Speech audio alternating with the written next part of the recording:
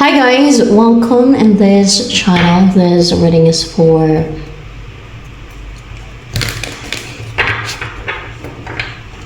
Taurus, Virgo, Capricorn naman.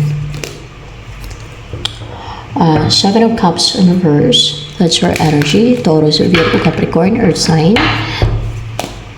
One more. You're grounded, secure, stable, and comfortable around this time. And you're intelligent.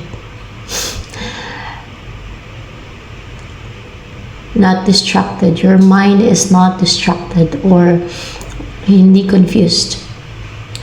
Hindi nalilito. Pa-recover ka na sa pagkalito, distractions, mga ganyan. Or, you know kung sino talaga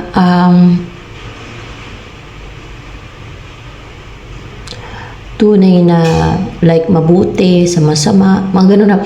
Kung sino ang tunay, kung sino sa choices mo ang totoo, mga ganun, or tunay, kung ano yung totoo sa fake, yung mga ganun. Kasi hindi ka na nalilito di ba? So, possible ganyan yan, no?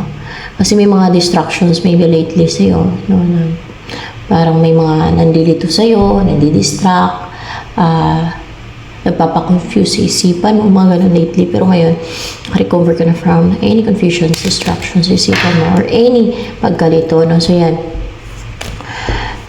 More clarification with this Seven of Cups in reverse.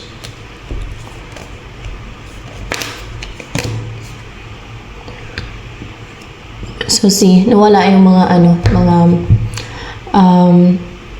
intruders sa isipan mo. Or maybe sa energy mo. Nakapaglagay ka na ng boundary o nakapag-establish na ng healthy boundary or maybe clear boundary. And your mind is clear and sharp. And possible you're cold right now sa mga nandito sa'yo, sa mga nanlilang, sa mga napakonfuse sa'yo. Because may Queen of Swords dito. So, anong paparating sa'yo? Saan lang? What's with the Five of Swords? Para mga yung mga superior. Gustong mamigil, manghadlang, mang-dominate ba sa iba? Pero i-clarify ko. What's with the Five of Swords?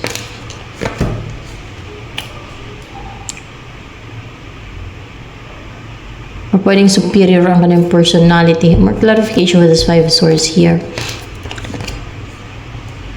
Against the gusto mo marang, parang yung tingnan nyo yung number 4, yung Four of Swords dito. Parang gusto mo marang, pumigil, bitter sa, gusto mo i-pursue sa, parang driven by jealousy, dominant yung yellow, no?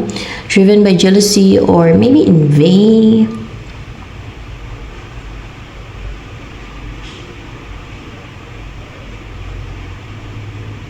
Nung bata ako, narinig ko yung kasabihan ng mga nakakatanda dun sa amin na pag mahilig daw sa dilaw, like dilaw na damit, mas mahilig sa color yellow, ano daw yung tao na yan? Jealous. Mainggitin. Totoo kaya yun? Yun yung kasabihan ng mga nakakatanda dun sa amin. Alala ko lang.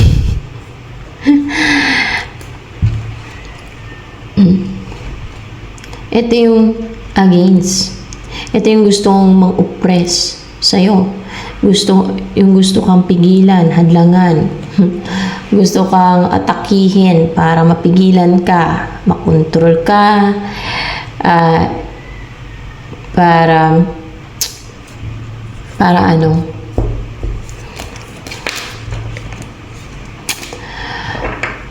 Pwedeng para magkaroon ng new beginning o para sila yung maka-attract ng opportunity, money, kung anong para sa'yo. mm,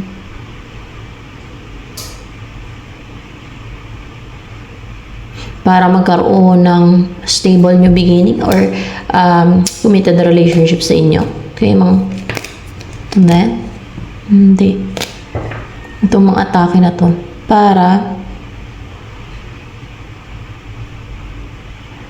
Para magkaroon ng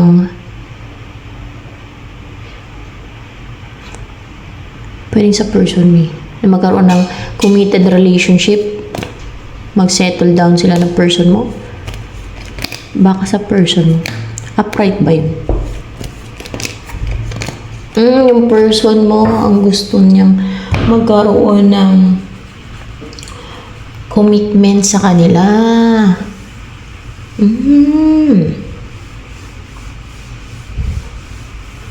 Kaya mga atake siya, mga oppress daw siya, mamigil, mga hadlang, mag-send ng mga attacks. Kunwari ikaw to, no? Kunwari ikaw to, ito. Ito yung masasend yung attack sa'yo. Mga atake niya, yan na.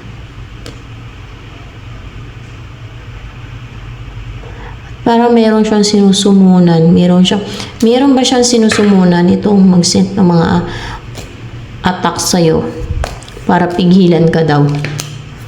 Wala. Ano yung sinasend niya? Mga spell? Rasyon? Ganon? Tingnan natin ha. Hindi. Ano yung sinasend niya sa'yo? Mga satanic arrows. Baka satanic arrows. Satanic arrows. Yeah, satanic arrows daw. Kaya mayroong mga parang source dito, no? Mga satanic arrows. Alam niyo kung bakit siya nakapag-send ng satanic arrows? Kasi doon pa lang sa word satanic. O ibig sabihin siya ay alagad ni Satanas. Siya ay follower ni Satanas. Kaya nakapag-send siya ng satanic arrows. Common sense na lang ba? Kaya nga nakapag-send siya ng satanic arrows kasi follower siya ni Satanas. At may access lang ng mga ganun, yung followers ni Satanas. Mga alagad ni Satanas. So, ibig sabihin, alagad siya ni Satanas. Kaya makapag-send siya ng satanic arrows. Yan.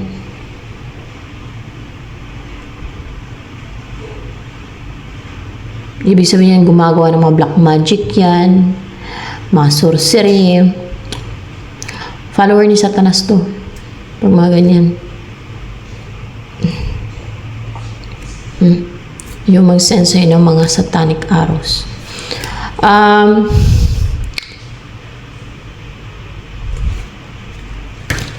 Bakit gusto niya angkinin yung hindi naman sa kanya?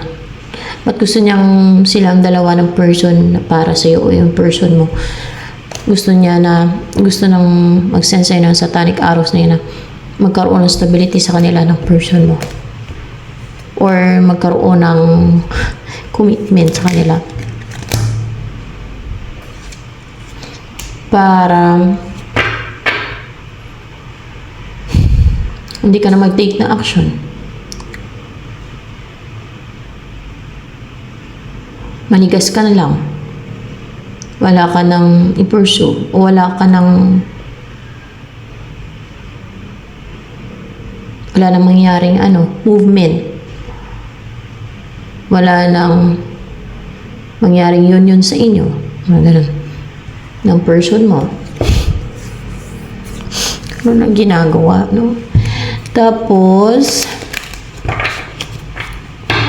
ano pa ang mga darating sa'yo?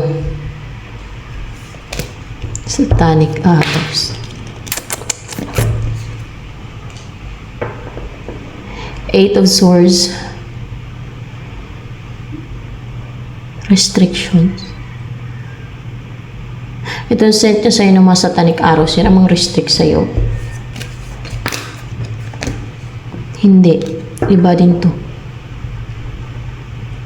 May mag-send sa'yo ng restrictions. Same lang din yung mag-send sa'yo ng satanic arrows. Yan din ang mag-send sa'yo ng restrictions. So, may isi-send din siya sa yung restrictions daw. Ano kaya mangyayari sa mga isisend niya sa'yo na satanic arrows at restrictions? Ano kaya maging mangyayari? Hermit. More clarification with Hermit here. Hindi magtatagumpay. Hindi magtatagumpay. Maisisend niya sa'yo satanic arrows at mga restrictions. Paparating, no, kasi siguro binabalak niya na yan, plano niya, na talagang so full of will and siguro nakaset niya sa isipan niya, yun na yung gagawin niya, no, na mag-send ng satanic arrows at restrictions sa'yo para hindi ka na makapag-take ng action sa iyong person o para hindi na magkaroon ng movement sa inyong person mo or para hindi na kaya i-restrict niya kasi para hindi ka makapag-take na action sa person mo. Hindi ka makagawa ng move, ganun. Hindi ka malaya kasi restricted ka. Ganun ang gusto niya kaya magsisend niya ng restrictions at satanic arrows. Pero hindi magtatagumpay ang may sisend yung satanic arrows at restrictions. Hermit, ibig sabihin, para ba may nagpoprotekta sa'yo? Taurus, Virgo, Capricorn, kung kaya hindi yan ma-unite sa'yo. Para bang siguro ma-ward off. Kung kaya di magtagumpay. Clarification of the Hermit here.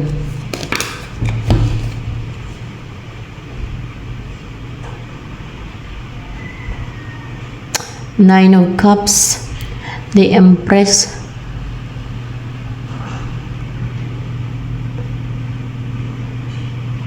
You're powerful but not intimidating.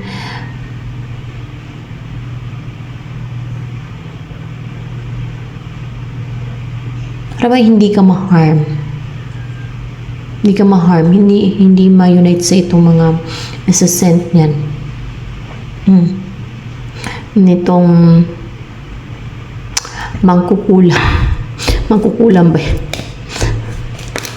Mangkukulam yan. Mangkukulam. Mangkukulam daw yan.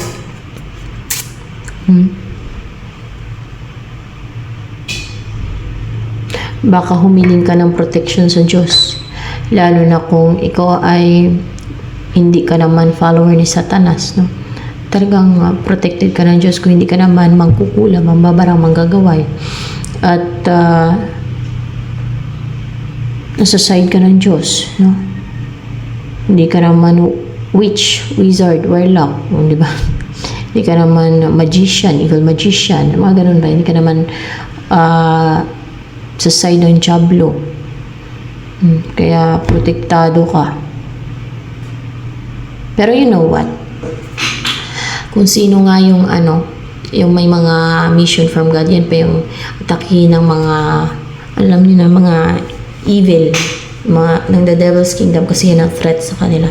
So, possible, yan ay sinursula ng devil yan. Para atakihin ka na mangkukulam na yan. Pero, for sure, ngayon, protected ka na. Kung kaya hindi magtagumpay, itong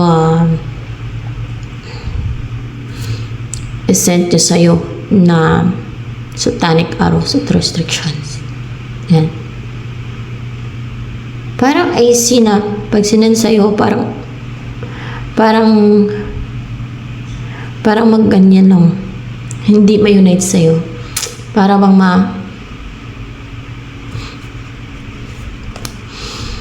tayong term dito.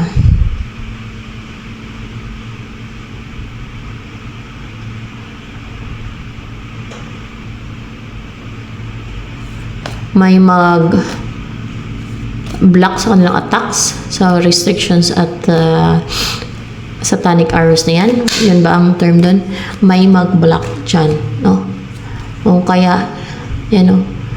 May mag-block daw kung kaya ma-stuck. Hindi ko ma-stuck. Ma-stuck yan. Ma-stuck yung attacks niya na yan. Ma-stuck.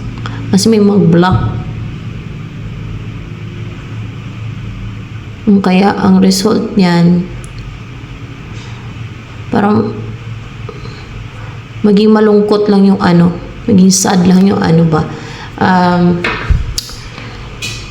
Yung mag-send sa'yo ng satanic arrows and restriction kasi mablock lang yung mga send sa yung satanic arrows and restrictions. Hindi sa'yo ma-unite, hindi sa'yo tatama, umaga. Ganon. Bakit nga ba hindi tatama sa'yo at mablock yung mga satanic arrows at restrictions yan? Ano yung meron sa'yo? Talangin natin.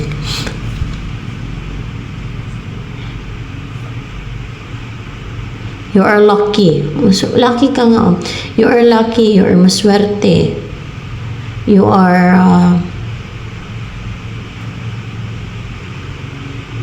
kasi magkaroon ng hindi ka ma-destroy. Mag-umpisa na yung may mag-umpisa na o nag-umpisa na hindi ka mabuhusan, masinda ng mga ganyan, mga negativity, mga satanic arrows nila at restrictions. May mag-umpisa, pwedeng yung swertein ka na sa buhay, or kung meron nakadestin sa'yo, yan, mag-umpisa ka na ng destiny mo, so maaari piniprepare ka na sa kung meron kang destiny, no?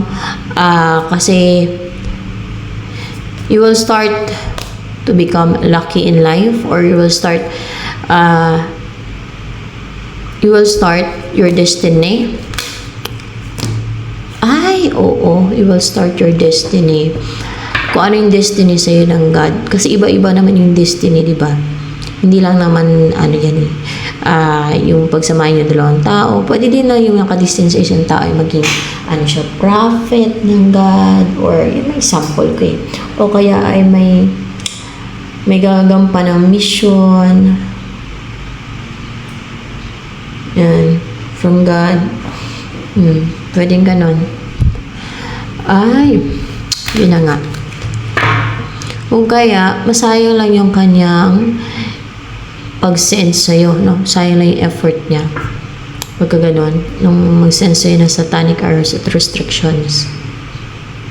You're protected kasi may umpisahan ka ng destiny mo. Destiny from God. So, ano yung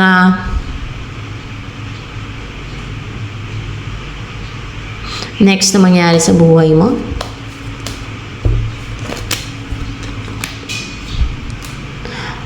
Magiging driven, porsigido, active, hindi ka mag-hold back, hindi ka mapigilan na mag-take ng action sa kung ano man yung destiny mo, na i-pursue mo yung destiny mo, kung ano yung dinestin sa'yo ng God, o kung merong person na nakadestin sa'yo na sama kayo, pwede din ganun. And Knight of Swords, more information sa kung ano yung gagawin mo.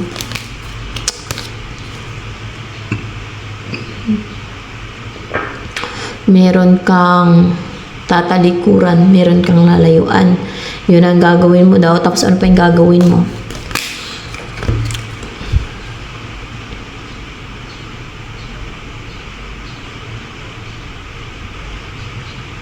Interesado ka na hindi kasi ako naniwala ng karma. Wala kasi yan sa Bible Mayroon ng parusa ng God sa Bible, di ba? Sa mga Hinduism yan, yung karma na yan. Karma, bad karma. Sa Bible, wala kasi.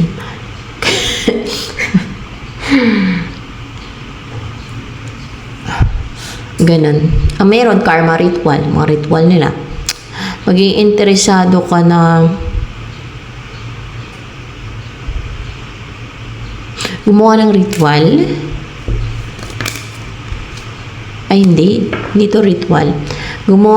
Maging interested ka sa what's the karma here? Na makawala na sa stagnancy, na hindi na mas stagnant, hindi ka na mas stagnant, na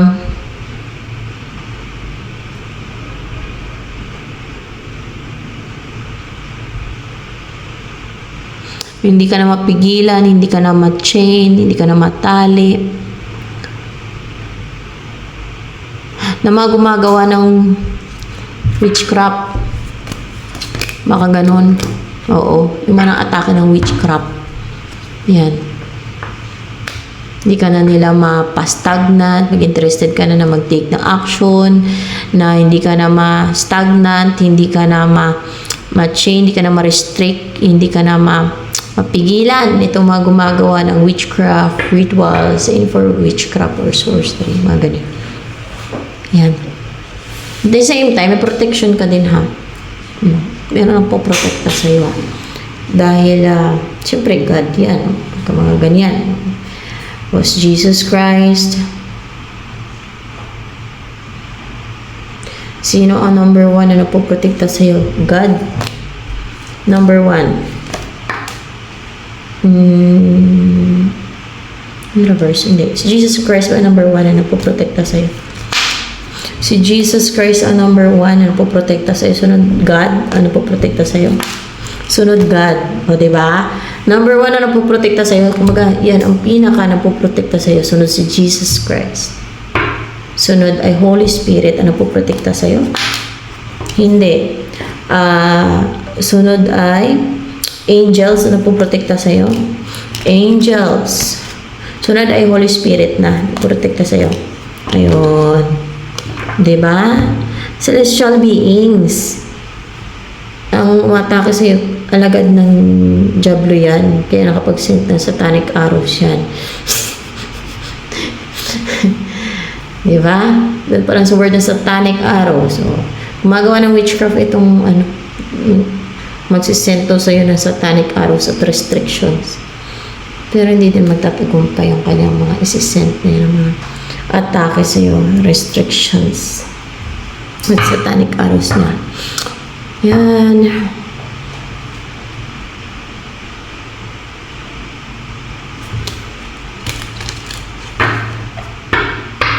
Celestial beings ang backup mo. Nagbaback up sa'yo. Nagprotekta sa'yo. And kasi ibig sabihin yan, galing yan sa God talaga yung destiny mo. Yan. Sa God yan, galing kay protektado. Suportado ka nila, mga celestial beings. Even the angels.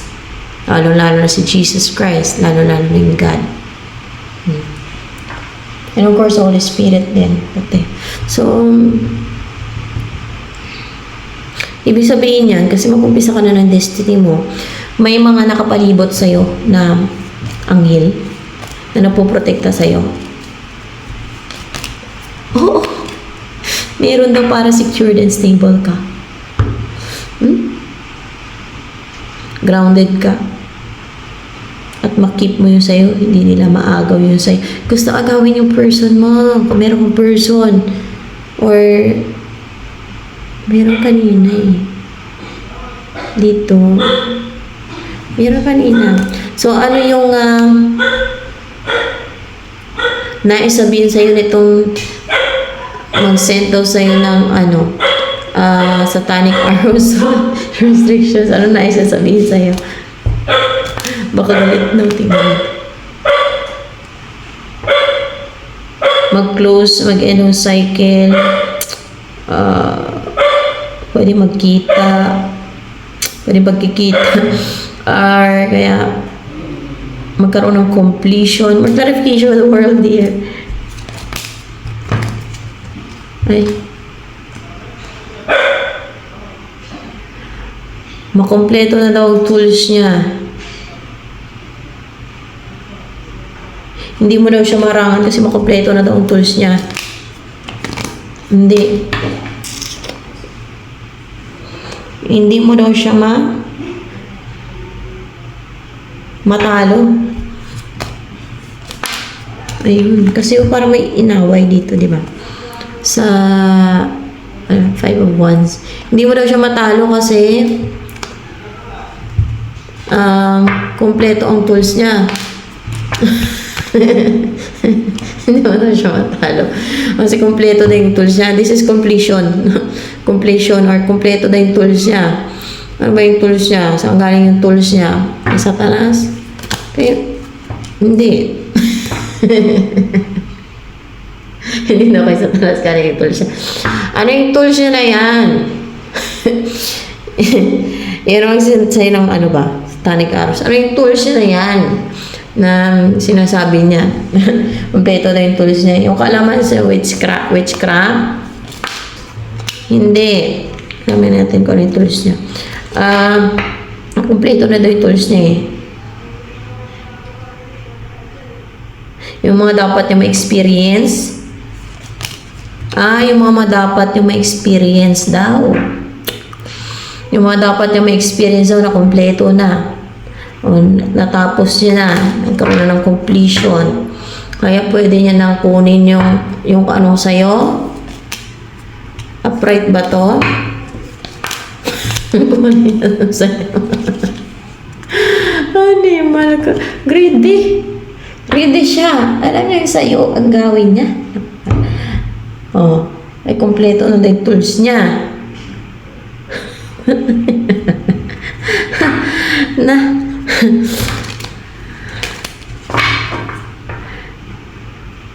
Nanonood ba minsan dito sa tarot readings ko yung nagsisend sa'yo na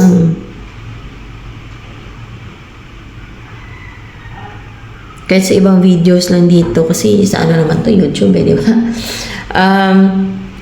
Kahit sino pwedeng manood kasi sa YouTube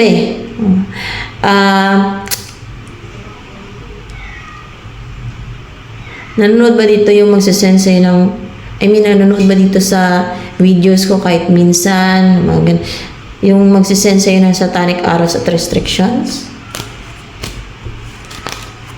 Nanonood dito. Kulang sa pangangaral iyan. Pagka nadinig niyo yung mga pangangaral dito sa videos ko, ano yun? Tumatagos lang sa kabila niyang tinga, ganun. Tumatagos lang sa kabila niyang tinga. Ganun. Susunod niya yung readiness niya. Ganun siya. Kaya ganyan ang galit niya. Di ba? Ganyan siya. Matagos lang daw sa kabila niyang tinga. Hindi niya isinasa isip. Hindi niya sinasa ulo. Sabi niya siguro, ba't ko naman sa uluhin yan? Obligasyon ko. Sabi niya. Sabi niya siguro. Ay, naku. Hindi niya isinasa isip. Hindi niya tinatatak sa isipan niya. Pinapalusot nila sa kabila ng tinga. Sa bagay, hindi naman interesado sa pangaral dito, di ba, sa mga tarot readings ko. Yung pinapanood dyan dito, mga love, mga ganyan. Love reading. Yan. Yan naman karamihan well, ano yung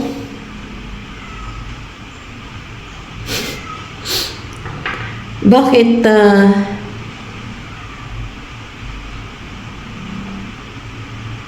anong tingin niya?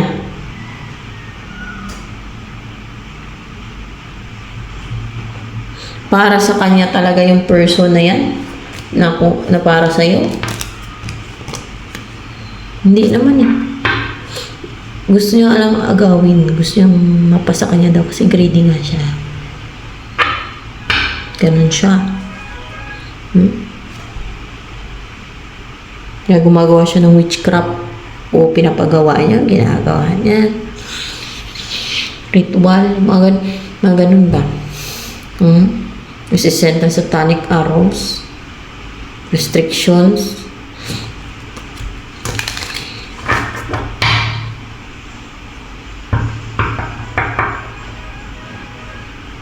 Ano na sabihin sa'yo ng person na yan na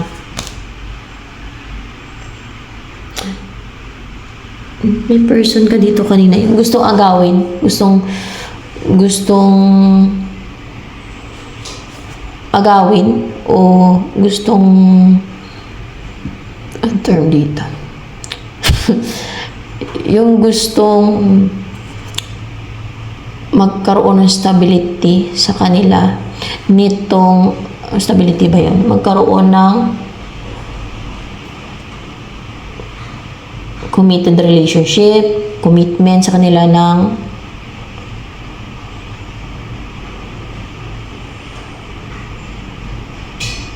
gustong magkaroon ng committed. Yung ito ba, yung ano, yung tawag dito. Itong greedy, no? Diba gusto niya yung person mo?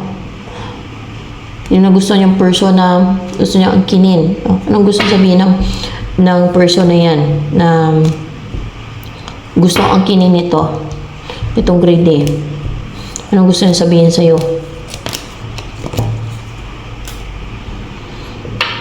Excited.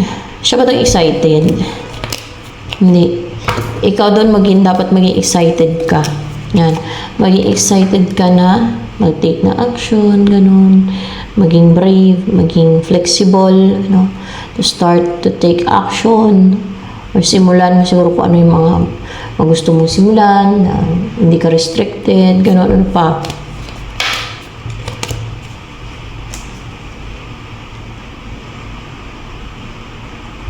Nanghinayang siya sa'yo. Hindi.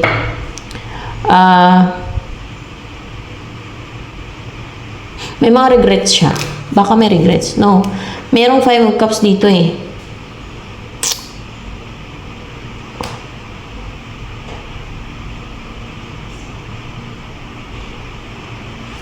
What's with the 5 of Cups here?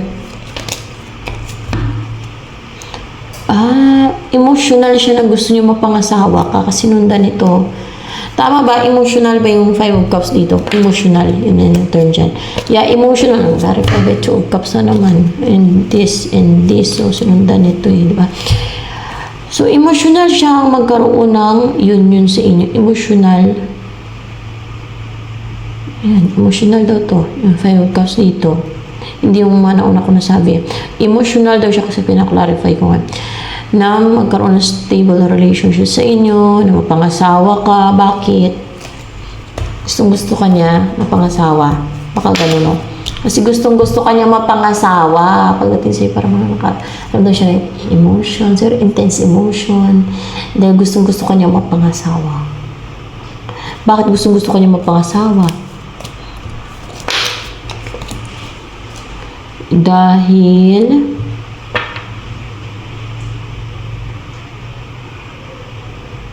King of Pentacles.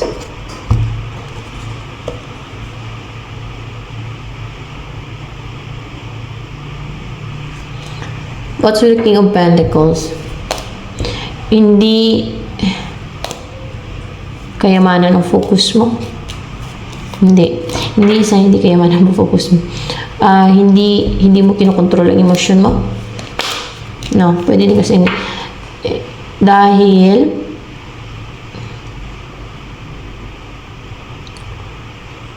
hindi ka nakafocus sa pera. No. Dahil, hindi daw eh. Dahil,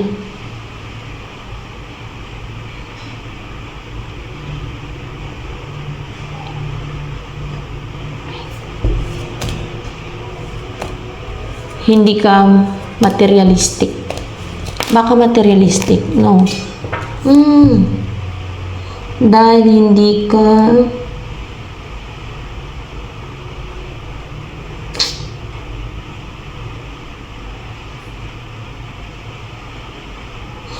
ano to eh, hardworking? Hindi eh. Dahil hindi ka hardworking, hindi daw. Dahil, mayroong ibig sabihin to. Dahil.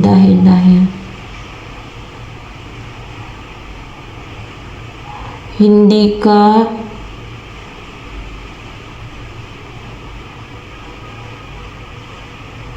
nagbe-base sa pera. Oh yeah. Hindi ka nagbe-base sa pera. O, diba? Tagal, bago. Dahil hindi ka nagbe-base sa pera. Ay, kayo nung, ano yan, kurang malalim na meaning yan. Dahil hindi ka nagbe-base sa pera. Yun na yun. Pagpa-clarify ko pa ulit yan, matagalan tayo dito. Dahil hindi ka nagbibigay sa pera. Siguro sa status, kasi related sa parent. Basta hindi ka nabibigay sa pera. Yun. At ano pa nagustuhan niya sa'yo? Bakit gusto ka niya talagang mapangasawa, na emotional siya, na gusto ka niya mapangasawa? Ang ganun ba? And bakit? Ano nagustuhan niya sa'yo? Tingnan natin. Dahil naramdaman niyo yung divine love. Divine love. Or dahil ikaw yung magkakaroon ng divine union. Yung kayong dalawa ang magkaroon ng divine union. Kasi the lovers eh. Tingnan natin. Hindi. Dahil naramdaman niya yung true love. True love ka niya. Be? Hindi. Dahil, may reason to.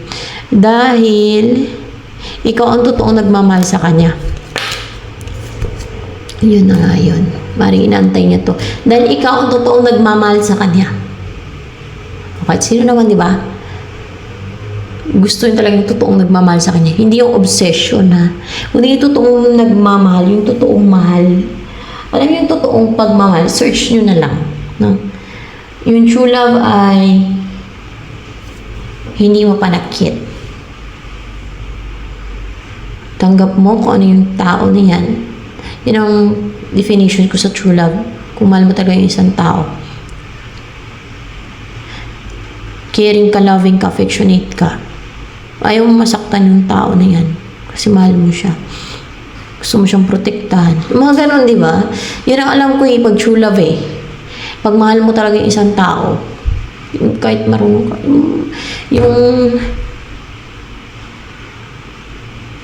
ano ba yun? Ewan ko, ano ba yung true love? Mag-comment ka kayo dyan. Ano ba yung feeling na mahal mo talaga yung isang tao? Kasi yung alam ko, pagka mahal mo yung isang tao, gusto mo siyang protektahan, ayaw mo siyang masaktan, ayaw mo siyang mapasama, ganun. Nakikare ka sa kanya. Yun ang alam ko na pagmahal mo yung isang tao eh. Kasi, madami yan eh. Madaming sign, no? Na mahal mo yung isang tao. Dahil doon, ikaw yung nagmamahal sa kanya talaga. Yung tunay na nagmamahal sa kanya. Siguro nakita niya yun. O, sinabi ng God sa kanya. Baka sinabi ba ng God o kahit ni Jesus Christ or anghel sa kanya na ikaw ang tunay na nagmamahal sa kanya. So, yes, ikaw inaantay niya. Pero pag-antay dito ng true love, no, ng tunay na magmamahal sa kanya. So, maring nag-antay ng tunay na magmamahal talaga sa kanya. So, ikaw na yun, no?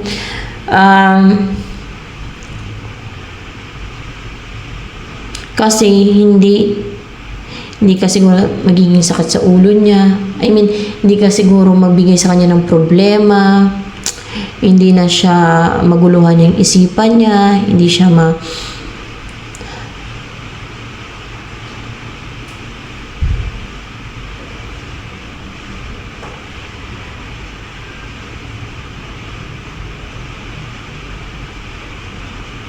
magambala, hindi siya mapinsala. Kasi ano yan, hindi mo siya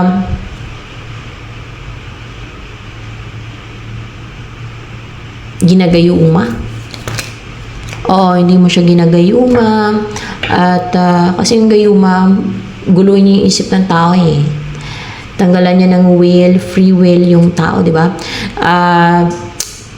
Mangontrol sila, manipulate ng ginagayuma nila, yung mga nanggagayuma, di ba? So, ganun. Kasi hindi siya problema pag ikaw yung partner niya, ganun.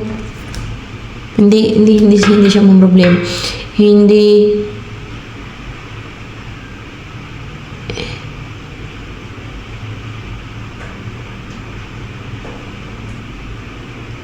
Hindi siya ma-stress kung ikaw yung partner niya, gano'n. Hindi eh. Dahil hindi mo siya ginagayuma. Yun. Dahil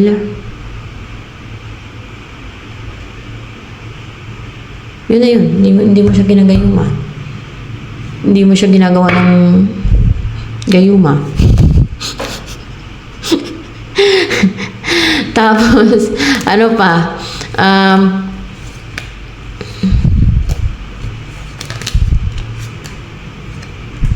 Dahil hindi ka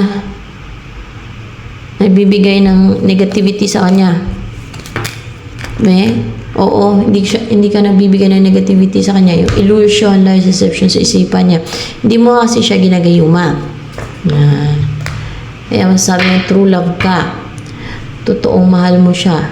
O, diba? Diyan yung mahanap yung true love talaga pag hindi kayo ginagayuma, diba? Ano yan? Yun ang true love. Hindi kailangan gamitan ng mga gayuma yan. Kusang darating lang yan. At yan ay bigay na ng Diyos yan. So, ikaw yung bigay ng Diyos sa Kanya. Yan, kasama na yun sa destiny mo. Yan at siguro nakadestiny sa'yo. So, ito na lamang for Taurus, Virgo, Capricorn.